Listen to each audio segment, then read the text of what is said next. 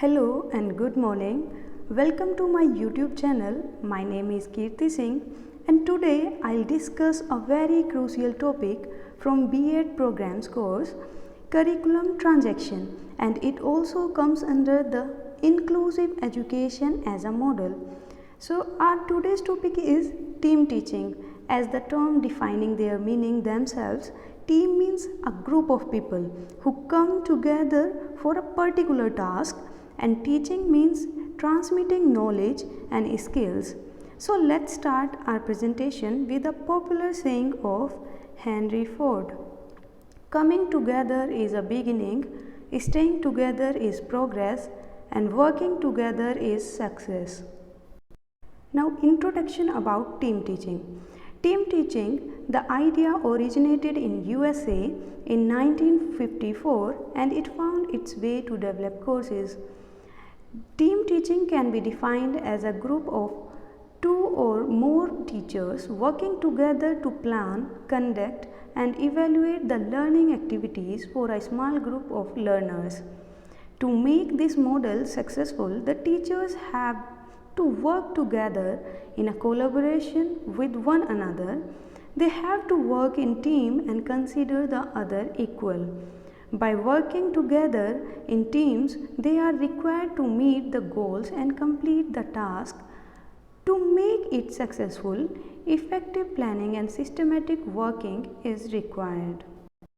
So team teaching एक ऐसा method है जहाँ पर ग्रुप ऑफ टीचर्स, मतलब जो भी एक्सपर्ट टीचर्स हैं, वो एक साथ आते हैं क्या करने के लिए, बच्चों को अपने तरीके से इंस्ट्रक्शंस देने के लिए, जो भी टीचिंग कंटेंट है, मटेरियल है, उसे पढ़ाने के लिए, और उसके साथ साथ वो प्लान करते हैं, ऑर्गेनाइज करते हैं एक्टिविटीज़, एंड देन उन्हें क्या करते हैं, इवेलुएट कि जो हम इंस्ट्रक्शंस देना चाहते थे, जो लर्निंग आउटकम्स चाहते थे, क्या वो लर्निंग आउटकम्स हम अचीव कर पाए हैं, लर्नर्स सीख पाए हैं या नहीं. So here are some definitions of team teaching. According to Quinn and Cantor, 1984, simply teamwork between two qualified instructors who together make presentations to an audience. Means एक ऐसा ग्रुप जहाँ पर दो या दो से अधिक टीचर्स इन्वॉल्व हैं और वो एक साथ अपनी ऑडियंस को, स्टूडेंट्स को या फिर लर्नर्स को इंस्ट्रक्शंस प्रोवाइड करते हैं. The second definition is of David Warwick. It is a form of organization in which individual teachers decide to pool resources, interest, and expertise in order to devise and implement a scheme of work suitable to the needs for their purpose and the facilities of their school. David Warwick बोलते हैं कि यहाँ पर एक तरीके से हम resources का पूल, मतलब ऑर्गेनाइज करते हैं एक लार्ज अमाउंट में, जिससे कि सभी की जो टीचर्स की एक्सपर्टाइज हैं वो यूटिलाइज हो सकें और जो इंडिविजुअल स्टूडेंट्स की नीड्स हैं वो फुलफ़िल हो सकें, साथ साथ जो हमारे इंस्टीट्यूशन में अवेलेबल फैसिलिटीज़ हैं उनको क्या किया जा सके, utilise. The another definition is in this teaching strategy two or more than two teachers involved to make a plan of any given subject or subjects, cooperatively carry it out and always evaluate its effect on the students periodically. यहाँ पर teachers एक साथ आते हैं एक या एक से अधिक सब्जेक्ट को पढ़ाने के लिए, एक साथ पढ़ाते हैं, इवेलुएट करते हैं एक समय अंतराल के दौरान कि बच्चों को जो सिखाया जा रहा है वो बच्चे सीख पा रहे हैं या नहीं. यहाँ पर हम देखते हैं कि टीम टीचिंग किस तरह से वर्क करती है.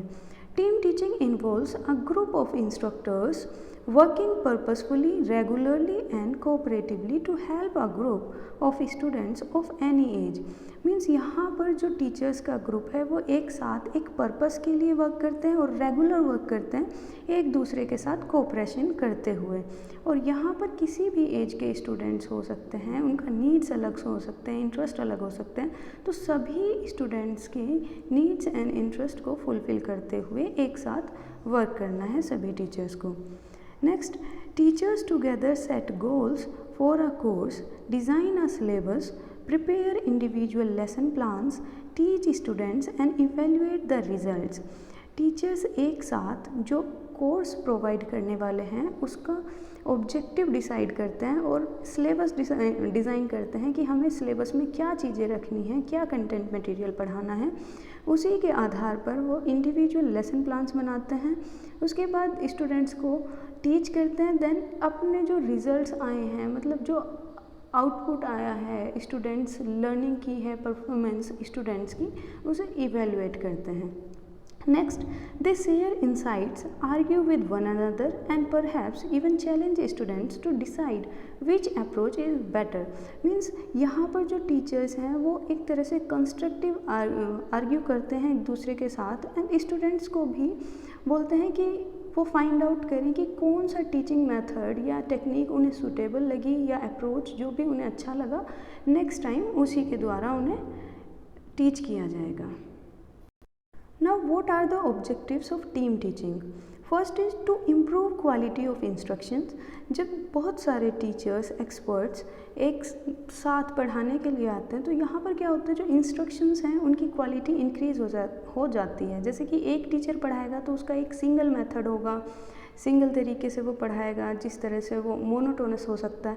लेकिन जब बहुत सारे टीचर्स एक साथ आएंगे, दो या दो से अधिक टीचर्स एक साथ आएंगे, तो उनके जो इंस्ट्रक्शन मेथड्स होंगे वो अलग अलग होंगे। तो उससे क्या होगा, जो टीचिंग क्वालिटी है वो इंक्रीज़ होगी इंस्ट्रक्शंस की। Second, to utilise resources of institutions. Suppose एक इंस्टीट्यूशन में कंप्यूटर लैब है, लेकिन वहाँ पर जो टीचर अपॉइंट है उसे थियोरेटिकल नॉलेज है, लेकिन जो इम्प्लीकेशंस हैं कंप्यूटर पर वर्क किस तरह से करना है उसे वो नहीं आता। तो यहाँ पर जब टीम वर्क होगा, मीन्स दो टीचर होंगे, तो एक प्रैक्टिकल वर्क करा सकता है, means computer hands on experience दिला सकता है स्टूडेंट्स को, एंड दूसरा जो टीचर है वो थियोरेटिकल नॉलेज को इम्पार्ट कर सकता है। Next, to develop the sense of shared responsibility. यहाँ पर टीचर्स एक दूसरे के साथ कोऑपरेशन में काम करते हैं, तो वो एक सेंस ऑफ रिस्पॉन्सिबिलिटी, अपनी अपनी जिम्मेदारियों का निर्वहन ठीक प्रकार से करते हैं। Next, to exploit talents and expertise of teachers. Means एक टीचर के पास एक डिफरेंट फील्ड में एक्सपर्टाइज हो सकती है, दूसरे के पास दूसरे में। इस प्रकार से जब हम टीम टीचिंग के साथ वर्क करते हैं तो यहाँ पर अपना पोटेंशियल के अकॉर्डिंग प्रत्येक टीचर अच्छे से कंटेंट को डिलीवर करता है in a best way. Next, to increase flexibility in grouping and scheduling as the team teaching group students according to their interest and aptitudes in the subject. यहाँ पर जो हमारी ग्रुपिंग की फ्लेक्सिबिलिटी है वो इंक्रीज़ हो जाती है और स्टूडेंट्स को इस तरह के ग्रुप्स में रखा जाता है कि जिस बच्चे के इंटरेस्ट एक जैसे हैं उन्हें एक ग्रुप में पढ़ाया जाए और जो उनके एप्टीट्यूड्स हैं उन्हीं के अकॉर्डिंग उन्हें पढ़ाया जाता है, उसी के अकॉर्डिंग टीचर्स अलॉट होते हैं उन्हें। Now what are the types of team teaching? First is traditional team teaching. Traditional team teaching होता है जहाँ पर एक कक्षा में दो टीचर एक साथ मौजूद होते हैं। जैसे कि आपने देखा होगा नर्सरी या फिर प्ले स्कूल में ज़्यादातर देखा होगा, वहाँ पर एक क्लास में 2 से ज़्यादा टीचर्स रहती हैं और वो एक कोई बच्चे को ABCD लिख कर दिखा रही है, कोई टीवी पर दिखा रही है या स्क्रीन पर, या कुछ पोएम रिसाइट करा रही है। मतलब एक साथ दोनों ही एक्टिव स्थिति में रहती हैं दोनों ही teachers. Next is supporting team teaching. Supporting team teaching में होता है कि एक टीचर अपना कंटेंट डिलीवर करता है या फिर बच्चों को पढ़ाने का काम करता है, लेकिन जो दूसरा टीचर है वो सपोर्टिंग मटेरियल या फिर सपोर्टिंग एक्टिविटीज़ को फॉलो अप कराता है। Next is split class in team teaching. Split class होता है कि बच्चों के ग्रुप्स बना दिए जाते हैं। जैसे कि कुछ बच्चे होते हैं कि वो जल्दी सीख लेते हैं और कुछ बच्चे होते हैं जो स्लो लर्नर होते हैं, तो उन्हीं के अकॉर्डिंग उन्हें ग्रुप्स रखे जाते हैं और यहाँ पर टीचर सेम वे में नहीं पढ़ाते हैं। मीन्स जैसे अगर एक ही क्लास में बच्चे रहेंगे तो एक सेम तरीके से उन्हें पढ़ाया जाएगा, लेकिन स्प्लिट टीचिंग में होता है कि जो हाई अचीवर्स हैं उन्हें एक ग्रुप में रखा जाता है और उन्हें एक टीचर अलॉट होता है और जो स्लो लर्नर्स हैं उन्हें एक टीचर अलॉट होता है। इस तरीके से दोनों की ही नीड्स को ध्यान में रखकर उन्हें पढ़ाया जाता है, जिससे कि जो लर्निंग ऑब्जेक्टिव्स हैं उन्हें ईजीली अचीव किया जा सके। नेक्स्ट है monitoring team teaching. Monitoring team teaching में होता है कि एक टीचर पढ़ा रहा है लेकिन दूसरा टीचर ऑब्ज़र्व करेगा या फिर उनका बिहेवियर और स्किल्स में कितना इम्प्रूवमेंट हुआ है, इस तरह की चीज़ों पर ध्यान देगा। Next is parallel team teaching. इसमें क्या होता है कि जो ग्रुप्स बनते हैं उनमें एक तरह की पेस और टाइम स्पीड को रखते हुए बच्चों को पढ़ाया जाता है। मीन्स दोनों ग्रुप एक साथ अपने लर्निंग ऑब्जेक्टिव्स को अचीव कर पाएँ, इस तरीके से पढ़ाया जाता है। The process of team teaching, तो यहाँ पर 3 स्टेप्स इन्वॉल्व होते हैं। First is planning. प्लानिंग में क्या होता है, फॉर्मुलेटिंग ऑब्जेक्टिव्स को डिसाइड करते हैं, deciding detailed material to be taught, क्या पढ़ाया जाना है वो सब डिसाइड करते हैं। Assessing the duties to teachers, कौन से टीचर को क्या ड्यूटी अलॉट करनी है वो सब देखा जाता है। And fixing up levels of instructions, किस तरह से इंस्ट्रक्शन देने हैं। Selecting appropriate teaching ads, deciding means and ways to be adopted for evaluation of students performance। यहाँ पर methods अडोप्ट किए जाते हैं, देखे जाते हैं कि किस मेथड से हमें स्टूडेंट्स को लास्ट में at the end of instructions check करना है कि वो सीखे हैं या नहीं सीखे हैं।